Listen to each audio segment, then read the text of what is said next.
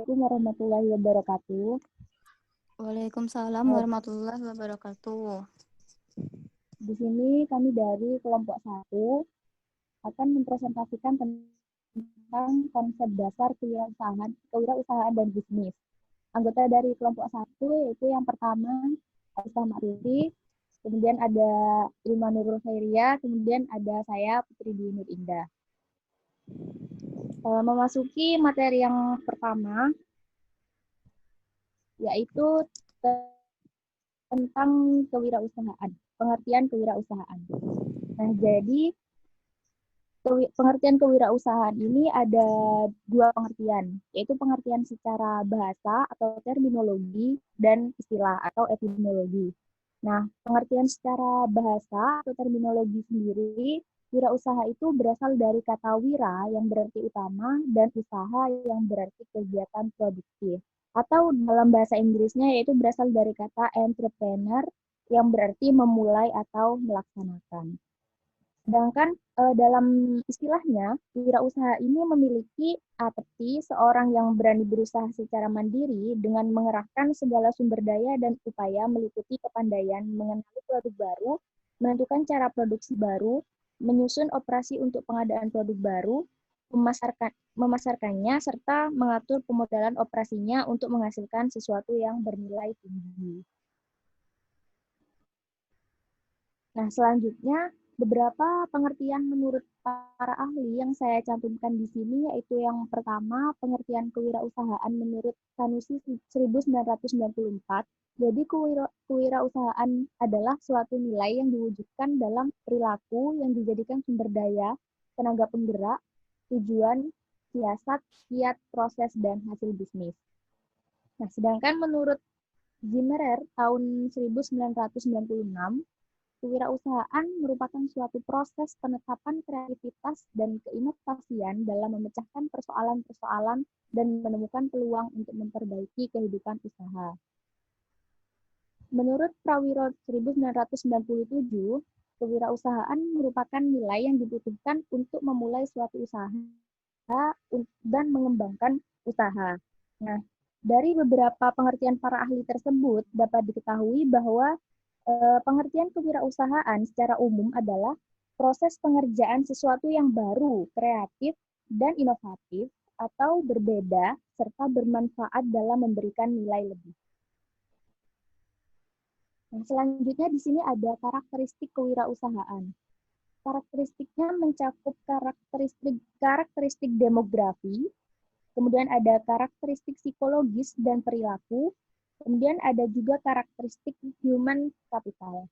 Nah, demografi di sini yang dimaksud yaitu mencakup gender, umur, etnis, dan latar belakang orang tua. Kemudian karakter psikologis dan perilaku mencakup motivasi, atribut personal, nilai, tujuan, dan sikap. Dan yang terakhir yaitu karakteristik human capital mencakup pendidikan, pengalaman, pelatihan, keterampilan, dan pengetahuan teknis. Nah, selanjutnya yaitu selain karakteristik tersebut, menurut Firmansyah 2020, terdapat beberapa ciri-ciri seseorang dapat menjadi wirausahawan. Yang pertama yaitu memiliki keberanian dan daya kreasi. Kemudian yang kedua ada berani mengambil resiko. Yang ketiga memiliki semangat dan kemauan keras. Yang keempat memiliki persepsi dan analisis yang tepat. Kemudian yang kelima tidak konsumtif. Yang keenam memiliki jiwa pemimpin. Yang ketujuh berorientasi pada masa depan. Yang kedelapan yakin terhadap produk yang dimiliki. Yang kesembilan mengenal sangat banyak produknya. Kemudian yang ke-10 tidak berdebat dengan pelanggan. Yang ke-11 komunikatif dan negosiasi ramah dalam pelayanan. Santun, jujur, dan berani, serta menciptakan transaksi. Nah, jadi yang mendasar di sini yaitu wirausahawan itu harus memiliki keberanian dan berani mengambil risiko. Gitu. Jadi tidak takut untuk memulai. Gitu. Nah, kemudian selanjutnya yaitu adalah tujuan kewirausahaan. Nah, menurut Budi 2017, tujuan kewirausahaan adalah meningkatkan jumlah wirausaha yang berkualitas, mewujudkan kemampuan dan kemantapan para wirausaha untuk menghasilkan kesejahteraan masyarakat, kemudian membudayakan semangat, sikap, perilaku, dan kemampuan kewirausahaan di kalangan masyarakat, kemudian yang terakhir menumbuh kembangkan kesadaran dan orientasi kewirausahaan yang tangguh. Nah, selanjutnya adalah manfaat kewirausahaan. Nah, jadi manfaatnya kewirausahaan itu dapat memberikan peluang dan kebebasan untuk mengendalikan nasib sendiri. Nah, yang kedua, memberikan peluang untuk melakukan perubahan. Kemudian yang ketiga, memberi peluang untuk mencapai potensi diri sepenuhnya. Yang keempat, memiliki peluang untuk meraih keuntungan seoptimal mungkin. Yang kelima, memiliki peluang untuk berperan aktif dalam masyarakat dan mendapatkan pengakuan atas usahanya. Dan yang terakhir, memiliki peluang untuk melakukan sesuatu yang disukai. Nah, jadi di sini sebagai seorang wirausahawan, kita itu dapat mengatur atau memanage semuanya sendiri sesuai dengan kemauan kita gitu. Jadi tidak perlu ikut apa yang diperintahkan oleh misalkan jika menjadi karyawan tidak perlu mengikuti apa yang diperintahkan bos gitu. Yang penting sesuai keinginan kita dan tidak bertentangan dengan peraturan yang berlaku gitu. Nah, materi selanjutnya akan dilanjutkan oleh silahkan. Baiklah, selanjutnya yaitu manfaat belajar kewirausahaan di perguruan tinggi. Jadi, sebenarnya mata pelajaran tentang kewirausahaan itu sudah ada mulai dari anak kuliahan sampai dengan anak pendidikan menengah, yaitu anak SMP, SMA. Kemudian, pendidikan tentang kewirausahaan ini tuh sudah ada ketika dulu tahun 1995 pemerintah itu membuat kebijakan bahwa masyarakat Indonesia itu harus mengembangkan budaya tentang kewirausahaan. Oleh sebab itu, pemerintah itu membuat upaya di dunia pendidikan, kalau bisa kewirausahaan itu harus ada dalam anak-anak Indonesia. Kemudian, ketika kita mempelajari tentang kewirausahaan di perguruan tinggi, maka akan banyak sekali manfaatnya.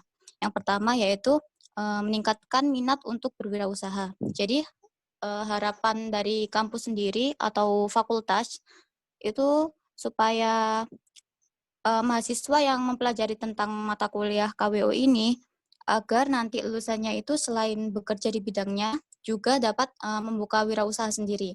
Karena dengan banyaknya wirausahawan muda maka akan bisa mengurangi pengangguran di Indonesia. Kemudian yang kedua yaitu membentuk pola pikir berwirausaha. Jadi kalau bisa masyarakat Indonesia atau kita sebagai penerus bangsa Indonesia itu harus memiliki mental sebagai mental wirausaha, bukan mental karyawan. Oleh sebab itu, penting sekali mata kuliah kewirausahaan ini untuk membentuk pola pikir berwirausaha. Kemudian yang ketiga yaitu melatih skill berwirausaha.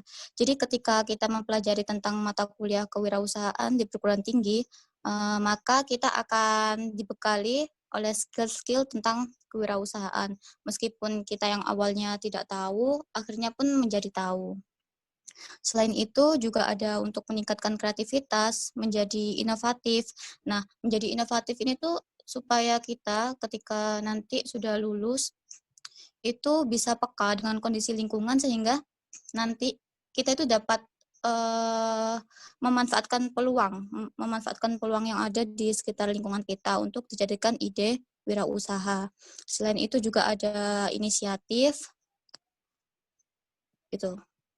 Kemudian selanjutnya yaitu tentang pengertian dan peran bisnis.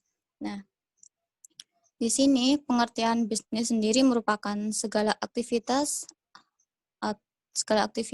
dan institusi-institusi yang menghasilkan barang atau menyediakan jasa-jasa penting dan sesuatu yang diperlukan sehari-hari. Selain itu ada pengertian yang lain yaitu bahwa bisnis adalah proses kegiatan oleh kelompok atau individu yang berisi aktivitas penciptaan, pertukaran kebutuhan dengan tujuan untuk memperoleh keuntungan finansial. Jadi, bisnis sendiri kalau disimpulkan itu merupakan suatu proses atau kegiatan yang suatu proses atau kegiatan dari perusahaan-perusahaan untuk menghasilkan barang atau jasa yang dibutuhkan oleh masyarakat atau konsumen dengan tujuan untuk memenuhi kebutuhan masyarakat dan juga memenuhi kebutuhan finansial dari pengusaha itu sendiri. Kemudian selanjutnya yaitu bisnis, peran bisnis. Nah, peran bisnis ini ada 3 peran utamanya, yaitu bisnis sebagai perdagangan, bisnis sebagai organisasi, dan bisnis sebagai profesi.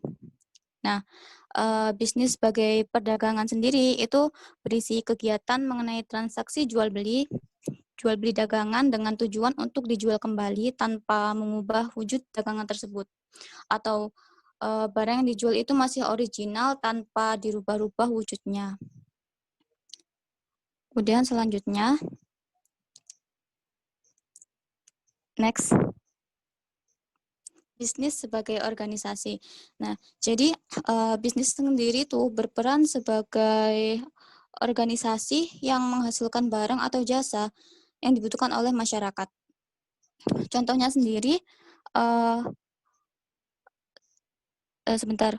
Jadi di sini tuh organisasi dalam bisnis tuh dibagi menjadi 2, yaitu bisnis nirlaba dan laba. Nah, bisnis nirlaba ini tuh bisnis yang tidak mementingkan keuntungan. Nah, contohnya sendiri tuh misalkan seperti lembaga pemerintah, kemudian museum, sekolah, perpustakaan, perguruan tinggi, dan sebagainya. Kemudian organisasi bisnis laba itu organisasi atau perusahaan yang mengejar laba atau keuntungan. Contohnya itu seperti pabrik-pabrik atau toko, swalayan, seperti itu. Kemudian yang ketiga yaitu bisnis sebagai profesi. Jadi kegiatan bisnis itu tidak hanya disebut sebagai pekerjaan saja, melainkan juga profesi. Karena ciri-ciri dari kegiatan bisnis itu memenuhi kriteria sebagai ciri-ciri profesi. Nah, adapun ciri-cirinya yaitu dalam profesi bisnis terdapat berbagai jenis pekerjaan yang sesuai dengan ciri-ciri suatu profesi.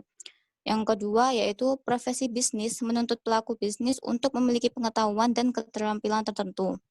Yang ketiga yaitu pelaku bisnis dituntut memiliki kaidah moral yang tinggi. Jadi pelaku bisnis atau seorang pengusaha itu harus memiliki moral-moral yang baik agar tidak menyalahi aturan dalam berbisnis. Kemudian yang keempat yaitu pelaku bisnis dapat menentukan kinerja perusahaan. Pelaku bisnis dapat menentukan kinerja perusahaan yang akan berpengaruh pada kehidupan masyarakat dan negara. Kemudian yang kelima yaitu profesi bisnis memiliki kode etik dan prinsip-prinsip bisnis. Sama halnya dengan profesi lain yang memiliki kode etik dan prinsip-prinsipnya. Selanjutnya. Nah, kemudian tujuan bisnis. Jadi, dalam seseorang atau kelompok dalam berbisnis itu tidak hanya mementingkan tentang keuntungan saja tujuannya, adapun tujuan lain yang harus dicapai oleh suatu pengusaha, yaitu yang pertama untuk tanggung jawab sosial.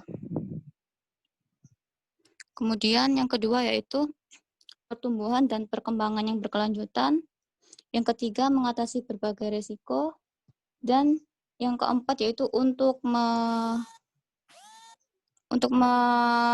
memuaskan stakeholder atau pemimpin atau untuk memenuhi keuntungan dari pemimpin atau atasan. Adapun 3 hal yang harus dicakup yaitu yang pertama, laba dalam jangka panjang. Yang kedua, pemenuhan kebutuhan dan keinginan konsumen untuk menunjang kelangsungan hidup. Dan yang ketiga yaitu pertumbuhan dan perkembangan berkelanjutan. Selanjutnya. Kemudian, di sini berdasarkan tingkat kepentingan dan keterlibatan dalam aktivitas suatu bisnis, maka sumber daya manusia yang terlibat dikategorikan menjadi 4, yaitu pemilik modal atau investor, kemudian manajer, tenaga kerja, dan konsumen. Nah, di sini para investor adalah pihak yang menyediakan dana untuk menunjang kegiatan operasional dan kegiatan organisasi dalam bisnis agar dapat berjalan dengan lancar. Nah, pemilik modal atau investor ini sangat diperlukan dalam bisnis karena dalam proses pengelolaan bisnis dibutuhkan dana yang cukup agar hasil produksi dapat maksimal. Karena jika kekurangan modal akan sangat menghambat produksi bisnis dan dapat menyebabkan kerugian bagi perusahaan tersebut. Nah, kemudian untuk manajer adalah orang-orang yang memiliki tanggung jawab untuk menjalankan dan mengelola organisasi bisnis sehingga akan mencapai tujuan yang direncanakan oleh pemilik modal. Nah, untuk manajer sendiri adalah orang yang mengelola atau disebut sebagai leader yang mengelola perusahaan tersebut. Nah, di mana manajer ini akan mengatur dan akan mengatur jalannya perusahaan. Jadi di sini sangat dibutuhkan seorang manajer yang memiliki keterampilan agar perusahaan tersebut dapat terkelola dengan baik. Nah, kemudian ada tenaga kerja. Nah, tenaga kerja sendiri adalah orang-orang yang mengelola proses produksi perusahaan untuk memenuhi kebutuhan dan keinginan konsumen akan produk yang berkualitas. Nah, tenaga kerja adalah orang-orang yang adalah orang-orang yang memproduksi di dalam perusahaan tersebut. Nah, produksi tidak akan berjalan lancar apabila kekurangan tenaga kerja dan akan menghambat proses produksi. Jadi disesuaikan juga antara banyaknya produksi yang akan dihasilkan dengan tenaga kerja yang ada. Semisal produksi yang dihasilkan cukup banyak, maka tenaga kerja yang dibutuhkan juga cukup banyak. Karena ketika produksi yang dihasilkan sangat banyak dan kekurangan tenaga kerja, maka produksi akan sangat tidak maksimal, sehingga akan berpengaruh kepada perusahaan tersebut. Nah, yang terakhir ada konsumen. Nah, konsumen adalah pengguna produk yang dihasilkan oleh organisasi bisnis. Nah, konsumen sendiri adalah kelompok potensial yang akan menggunakan produk atau jasa yang ditawarkan oleh organisasi bisnis. Dalam berbisnis, konsumen ini sangat berperan penting. Nah, jadi ketika produksi yang dihasilkan tidak mendapatkan konsumen yang banyak, maka hasilnya akan rugi bagi perusahaan. Jadi, kebutuhan produksi juga disesuaikan dengan kebutuhan konsumen. Selanjutnya, nah, ada beberapa tingkatan partisipasi bisnis dalam lingkungan ekonomi global.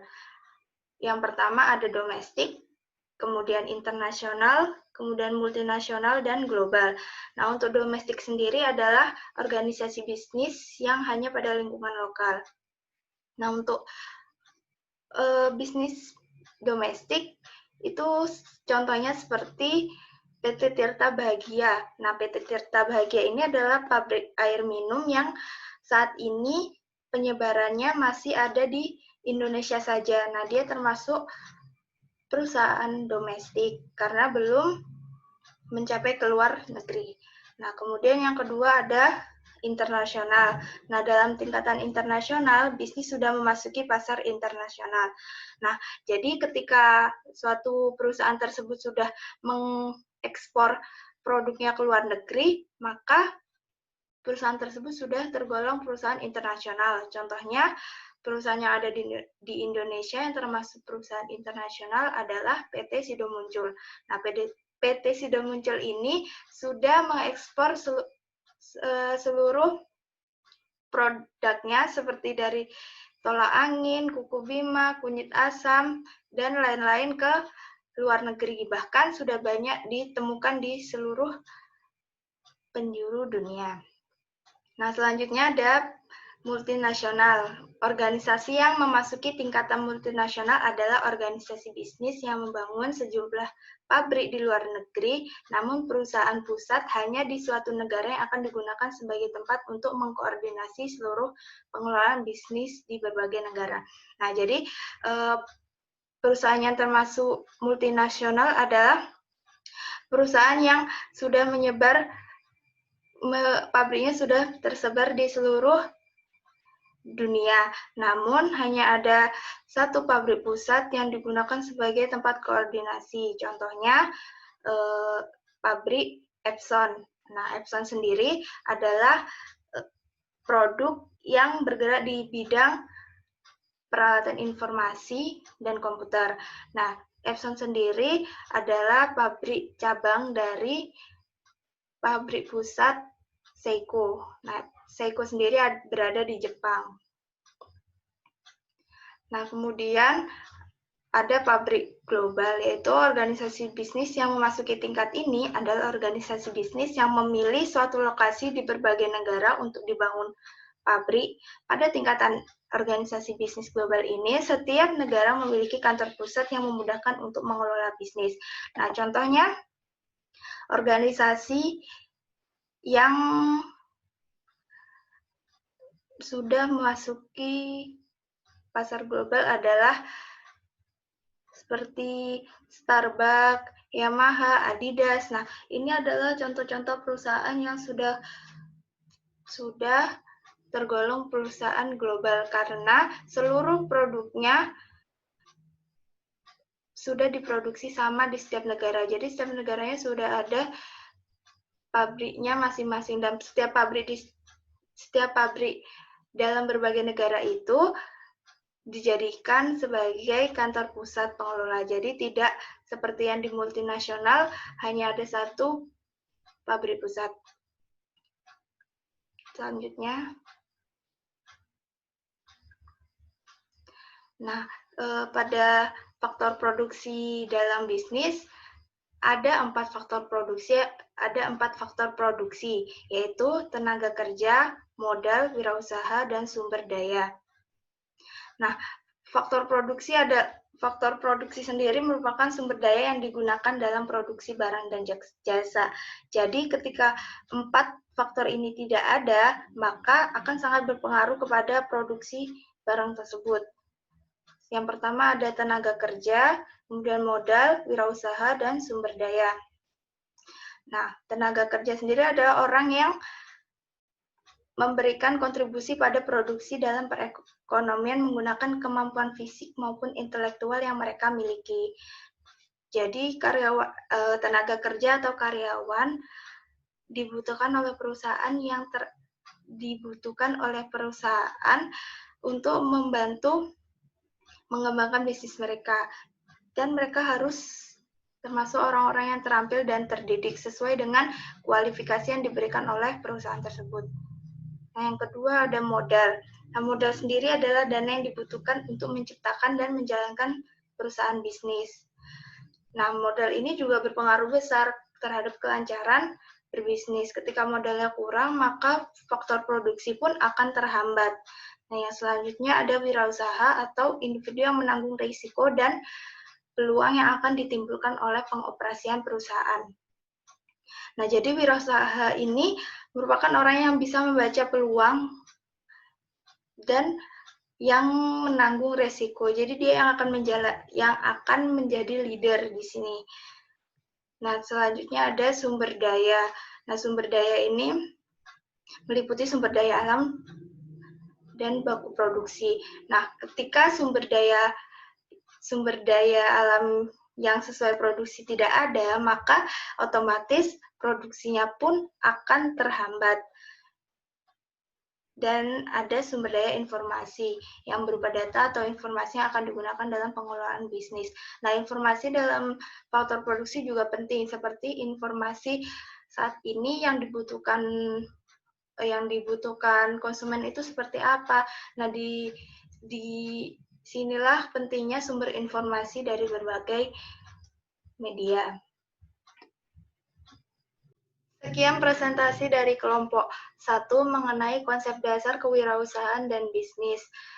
Untuk yang belum paham atau ada yang kurang, bisa ditanyakan di grup diskusi. Kami buka 6 pertanyaan bagi kalian. Terima kasih. Wassalamualaikum warahmatullahi wabarakatuh. Waalaikumsalam warahmatullahi wabarakatuh.